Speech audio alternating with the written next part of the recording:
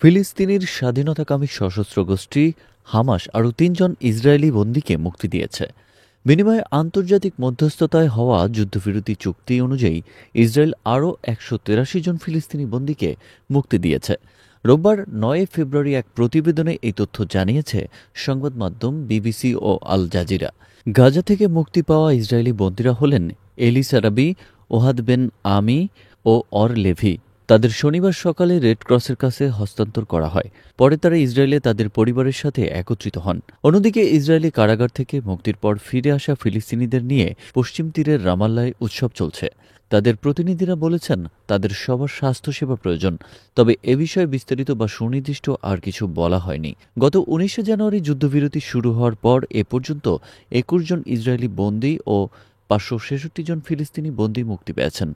যুদ্ধবিরতি চুক্তির প্রথম ধাপ শেষ হওয়া পর্যন্ত ৩৩ জন বন্দী ও ১,৯০০ জন ফিলিস্তিনি মুক্তি পাবেন বলে আশা করা হচ্ছে।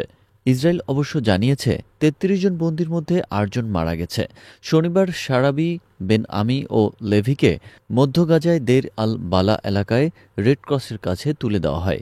একজন হামাস কর্মকর্তা ও রেড ক্রস প্রতিনিধি কাগজপত্রে স্বাক্ষর করে বন্দী হস্তান্তর প্রক্রিয়া শেষ করেন। এরপর বন্দীদের মঞ্চে আনা হয়। এ সময় সশস্ত্র ব্যক্তিরা তাদের ঘিরে ছিলেন। গত মাসে ইসরায়েল এবং হামাসের মধ্যে যুদ্ধবিরতি কার্যকর হওয়ার পর থেকে এটি পঞ্চম বন্দী বিনিময়। এদিকে মুক্তি কার্যক্রমকে ঘিরে যে পরিস্থিতি তৈরি হয়েছে তাতে ক্রমবর্ধমান উদ্বেগের কথা জানিয়েছেন international committee of the red cross ICRC.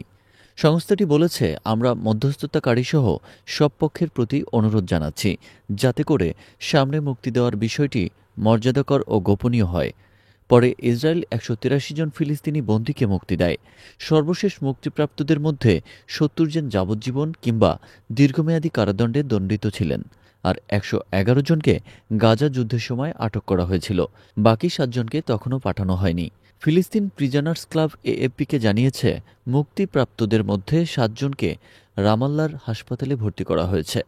তারা আরও জানিয়েছে, মুক্তি পাওয়া সব বন্দীকেই স্বাস্থ্যসেবা ও চিকিৎসা দিতে হবে। মুক্তি পাওয়াদের মধ্যে পশ্চিম তীরে হামাসের সুপরিচিত নেতা ৬১ বছর বয়সী জামাল আল তাওয়েল রয়েছেন। বিভিন্ন সময় তিনি প্রায় ১৯ বছর ইসরায়েলের কারাগারে কাটিয়েছেন।